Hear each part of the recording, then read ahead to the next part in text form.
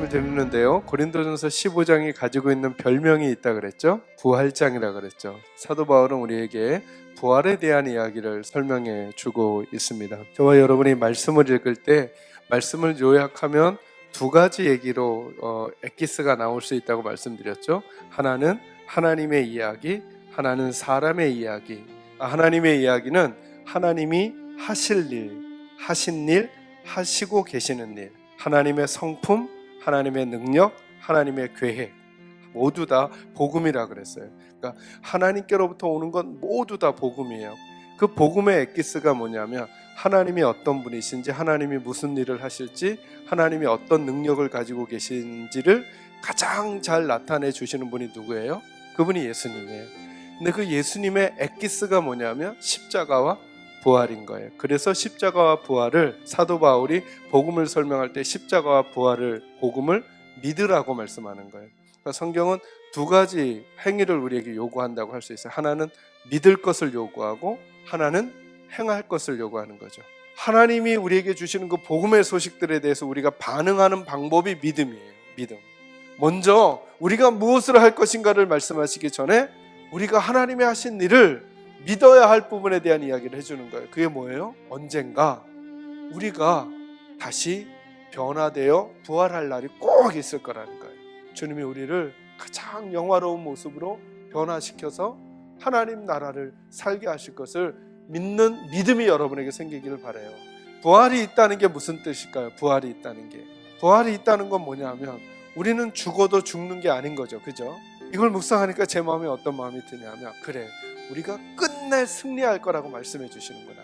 지금 우리가 물질 때문에 혹은 건강 때문에 어떤 일 때문에 너무 좌절하고 막 아파하고 있지만 우리가 부활할 거라고 말씀해 주신 주님은 뭐라고 말씀해 주시는 거냐면 우리는 끝내 승리할 거라는 거예요. 끝내. 이 썩을 것이 썩지 아니함을 입고 이 죽을 것이 죽지 아니함을 입을 때에는 사망을 삼키고 이기리라고 기록된 말씀이 이루어지리라. 아멘. 그러니까 분명히 우리는 승리할 거다. 우리가 부활하여 변화될 거라는 거 하는 건 무슨 말이냐?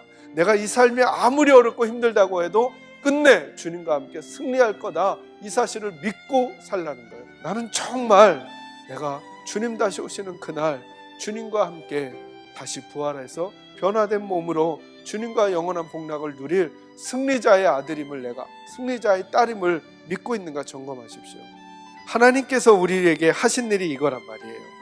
부활을 우리에게 허락해 주신다는 거죠. 그래서 이제 우리가 할 일이 생기는 거예요. 그렇다면 부활을 믿는 사람들은 이제 어떻게 살게 될 것인가? 두 가지를 우리가 해야 한다는 거예요. 그 첫째가 뭐냐면 담대하게 살아가라는 거예요. 우리는 부활할 거니까 담대하게 살라는 거예요. 우리 주 예수 그리스도로 말미암아 우리에게 무엇을 주시는? 하나님이 꼭 승리를 주실 거라는 거예요. 할 일이 산더미인데 하나님 앞에 나와서 예배하는 우리들의 모습이 세상 사람들이 보기엔 지혜로워 보일까요? 바보 같을까요? 바보 같죠. 가서 거래처를 만나야 하는데 하나님 앞에 엎드려 예배당에 와서 기도하고 있으면 이게 바보 같을까요? 지혜로워 보일까요? 그래서 우리들이 보기에도 지혜로운 걸 자꾸 선택하려고 하는 거예요.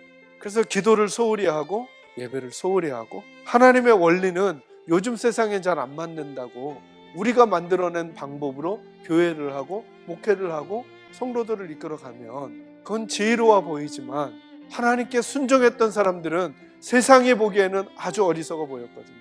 그런데 하나님이 말씀하신다면 그 길을 걸어가야죠. 저는 우리 계산제일교 식구들은 하나님의 방법을 담대하게 선택하시기를 바라고, 여러분 담대하게 살아가시기를 바랍니다.